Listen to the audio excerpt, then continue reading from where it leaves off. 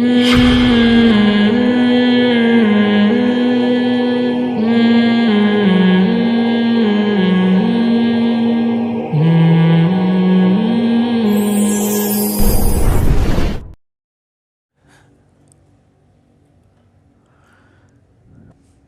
درس میں یہ آیات چل رہی تھیں کہ اللہ تعالیٰ نے فرمایا کہ اے نبی آپ مکذبین کی اطاعت نہ کریں. سورہ قلم.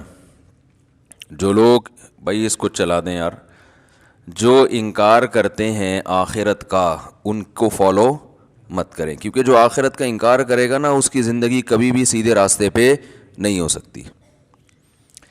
اس کو قانون سیدھے راستے پہ چلا سکتا ہے، لیکن قانون انسان کے بنائے ہوئے قانون بھی ناقص اور نگرانی بھی ناقص. لوگ کیمرے لگا دیتے ہیں، وہ کیمرہ ہی چوری ہو جاتا ہے. تو اس لیے جب تک اللہ کا خوف نہیں ہو، آخرت میں جواب کا خوف نہیں ہو، تو انسان سیدھے راستے پہ چل ہی نہیں سکتا.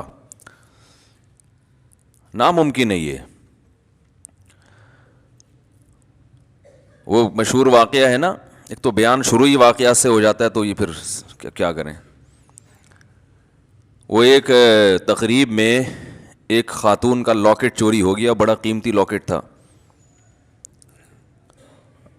اب میزبان نے اعلان کیا بھائی یہ بڑا قیمتی لاکٹ ہے، اللہ کا واسطہ جو جس کا ہے دے دو.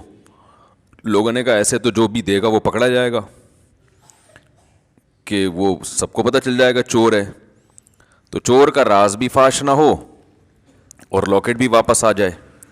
اس کا طریقہ یہ کہ لائٹ بجھا دو، خوبصورت سا پیالہ رکھو، بھائی جس نے لاکٹ چرایا ہے اس کو اللہ کا واسطہ دو، بولے بھائی چپکے سے اس میں ڈال دو، کسی کو پتہ بھی نہیں چلے گا، لاکٹ بھی آ جائے گا. لائٹ آف کر دی گئی. پہلے تو ڈرایا گیا، سمجھایا گیا، رونا دھونا کیا گیا، بھائی اللہ خیال تھا ترس آ جائے گا چور کو. تو لائٹ بجھا دی گئی. لائٹ کھولا تو دیکھا پیالہ بھی غائب ہے. صحیح. لائٹ آن کی تو دیکھا کہ پیالہ بھی غائب ہے. تو آخرت کا خوف نہ ہونا تو پھر انسان پر کوئی نصیحت اثر نہیں کرتی، اور آخرت کا خوف ہے تو بہت ساری چیزوں سے بچا رہتا ہے. ہمارے ہاں جو مسلمانوں میں کچھ جرائم ہیں، کچھ نہیں بھی تو ہیں نا، بہت ساری ہم میں خوبیاں بھی تو ہیں، جو برائیاں نہیں ہیں. وہ کیوں نہیں ہے؟ آخرت کا خوف. ڈر ہوتا ہے یار، جانا تو ہے نا قبر میں. تو اللہ نے اس لیے حکم دیا مکذبین کو فالو مت کرو. اور ہم صبح و شام جن کو فالو کرتے ہیں وہ مکذبین ہی ہیں سارے. وہ آخرت پر ایمان نہیں ہوتا ان کا، ہوتا ہے تو ایسے کمزور. تو وہ کہاں سے آپ کو سیدھے راستے پہ چلائے گا بھائی؟ وہ تو پیسہ، شہرت، عزت، صحت، یہ 4-5 چیزوں میں گھماتا رہے گا آپ کو. عزت، پیسہ، شہرت. ہم جب چھوٹے تھے، حضرت اپنے شیخ حضرت مفتی رشید احمد صاحب رحمہ اللہ کی مجلس میں ہم جا کے بیٹھنا شروع ہوئے، تو اہل اللہ کی، ولی اللہ ہونے کی ایک علامت یہ ہوتی ہے کہ ان کی صحبت میں بیٹھ کر دنیا کی محبت کم ہوتی ہے. سمجھ رہے ہیں نا؟ دنیا کی محبت یہ اہل اللہ کی علامت ہوتی ہے. انسان کو زیادہ دولت، پلاٹوں، جائیداد، یہ باتیں کرنا اچھا نہیں لگتا. کام کرتا ہے، زیادہ باتیں نہیں کرتا، اس میں اس کو اچھا نہیں لگتا. یہ اس کی علماء مثال دیتے ہیں کہ جیسے واش روم ضرورت تو ہے، تو ضرورت سے انسان جاتا ہے واپس آتا ہے، وہاں کوئی شوق سے نہیں بیٹھتا کہ یار مجھے بڑا اچھا لگ رہا ہے تو میں یہیں بیٹھا ہوا ہوں، بیگم یہیں کرسی لے آؤ، یہیں ڈال کے بیٹھتا ہوں، یہیں چائے پیتا ہوں، یہیں مطالعہ کروں گا. کوئی کرتا ہے ایسے؟ ضرورت سے جاتا ہے، بھائی نکلو. تو ضرورت تو ہے دنیا کی، ہر شخص کو ہے، پیٹ اللہ نے لگا دیا. عزت بھی ہر ایک کی خواہش ہے، عزت بھی انسان کے لیے ضروری ہے، بہت سے مصیبتوں سے بچا رہتا ہے عزت کی وجہ سے. صحت تو بہت ہی ضروری ہے، وہ تو ہم بھی بیانات کر چکے ہیں، اسلام کا حکم ہے صحت کی حفاظت کرو، لیکن ان چیزوں سے دل لگانے کی اجازت نہیں. دل بڑی قیمتی چیز ہے، یہ بہت سوچ سمجھ کے لگایا جائے گا. دیکھو دل ایسے کو دیا جاتا ہے جو دل کو پریشان نہ کرے. کیا خیال ہے؟ بات سے بات نکلتی ہے، موضوع چینج ہو جاتا ہے. سورہ قلم لے کے چل رہے ہیں، لیکن چلو یہ بات بھی تھوڑی سی کمپلیٹ کر دوں. سکون کہاں ہوتا ہے؟ دل میں نا. سائنٹیفک تو دماغ میں ہوتا ہے, میں بھی اس گہرائی میں نہیں جا رہا, کیونکہ بہت سے نا لوگ بیٹھے ہوتے کہتے ہیں بھائی یہ تو دماغ کی ساری, دل کا تو کام صرف پمپنگ کرنا ہے. تو شریعت نے تو ہر چیز کی نسبت دل کی طرف کی ہے نا. دل میں سکون, دل میں غور و فکر کرو. تو اس کی کیا وجہ ہے, یہ ایک الگ ٹاپک ہے. ابھی میں اس پہ چلا گیا نا کہ بھائی اسلام نے دل کو کیوں متوجہ کیا کہ ان کے سینوں میں دل نہیں ہے, یا ان کے دل سخت ہو چکے ہیں. سخت تو اصل میں ان کی کھوپڑی ہوئی ہوتی ہے, دماغ سخت ہو گیا ہوتا ہے, اثر نہیں ہو رہا ہوتا.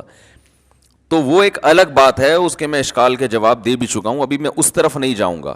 لیکن عام محاوروں میں نسبت دل ہی کی طرف ہوتی ہے. بھائی ہم نے تمہیں اپنا دل دے دیا, اس کے تمہارے دل میں اس کی محبت نہیں ہے. تو اس محاورے میں آپ کی دل سے جو مراد ہوتی ہے, میری بھی فی الحال وہی مراد ہے, تاکہ بات آگے چلے نا. تو سکون کا محل کیا ہے؟ دل. خوشی کا محل کہتے ہیں جگہ. خوشی کس جگہ پہ ہوتی ہے؟ دل میں ہوتی ہے. غم کہاں ہوتا ہے؟ دل میں. کہنا تم نے میرا دل دکھا دیا, تم نے تو آج میرے دل کو خوش کر دیا. تو انسان صبح و شام سکون کے لیے کوششیں کرتا ہے, خوشی کے لیے کوششیں کرتا ہے. تو خوشی کے لیے انسان کی جو کوششیں ہوتی ہیں, تو جب ان کوششوں میں کامیاب ہوتا ہے تو خوشی محسوس کہاں ہوتی ہے؟ دل. تو پتہ یہ چلا, دیکھیں انسان خوش ہوتا ہے اپنی محبوب چیز کے ملنے سے, ایسا ہی ہے نا. تو دل کب خوش ہوگا؟ جب دل کو اس کی محبوب چیز ملے گی. دل چاہ رہا ہے یہ کھا لو, کھاؤ گے تو خوش ہو جاؤ گے. دل چاہ رہا ہے یہ کر لو, وہ کام کر لیا تو خوش ہو جاؤ گے. دل چاہ رہا ہے کہ یہ چیز مل جائے, گاڑی مل جائے, مل جاتی ہے تو دل کیا ہوتا ہے؟ خوش ہوتا ہے. تو سارا جو مسئلہ ہے نا وہ ہے دل کا. تو یاد رکھیں کہ دل کو خوش کرنے کے لیے یہ ضروری ہے کہ اس کو اس کی محبوب چیز ملے. تو جن چیزوں سے دل کو پہلے سے محبت ہے نا, وہ انسان کو ملتی نہیں ہے. ٹینشن والا مسئلہ یہ ہے. آپ کہیں بھائی جو اتنے لوگ خوش ہوتے ہیں ان کو ان کی دل کی پسندیدہ چیزیں مل جاتی ہیں تبھی تو خوش ہوتے ہیں نا. بھائی مسئلہ ایک دل میں بہت بڑا فالٹ یہ ہے کہ اسے اس کی جب محبوب چیز ملتی ہے تو اس کے دل میں اس سے زیادہ کی خواہش پیدا ہو چکی ہوتی ہے. سمجھ رہے ہیں بات کو؟ لہذا یہ پہلی مرتبہ میں تو اس سے خوش ہوتا ہے, اس کے بعد پھر یہ اس سے خوش نہیں ہوتا, اس سے زیادہ مانگتا ہے. ہمارے ایک دوست ہیں, اللہ نے ان کو مالی وسعت دی, وہ ایک زمانے میں بڑی غربت تھی, تو مجھے اپنا واقعہ بتا رہے تھے کہ یار جب ہم غریب تھے, مدرسے میں پڑھتے تھے, کہتے ہیں تو میں نے اس وقت کہیں سے ہمیں یاد ہے ایک پراٹھا آ گیا کہیں صبح ناشتے میں سوکھی روٹی ملتی تھی. تو کہہ رہے ہیں وہ پراٹھے کے نا ہم سب طلبہ نے ٹکڑے کیے, ایک ایک ٹکڑا, ایک ایک پراٹھا سب کو ملا, یعنی پراٹھے کا ایک ایک ٹکڑا سب کو ملا. کہہ رہے ہیں یار اس وقت اس میں اتنی خوشی سے ہم نے وہ ٹکڑا کھایا ہے کہ اب انڈے مکھن میں وہ مزہ نہیں آتا. وجہ کیا ہے؟ اس وقت غربت تھی, اس وقت پراٹھے کی محبت تھی. یار صبح روٹی کھا رہے ہیں, کسی دن پراٹھا مل جائے تو ایک ٹکڑا ملا تو دل اتنا خوش ہوا جتنا کوئی ڈیفنس کلفٹن میں رہنے والا مکھن کباب پہ خوش نہیں ہوتا.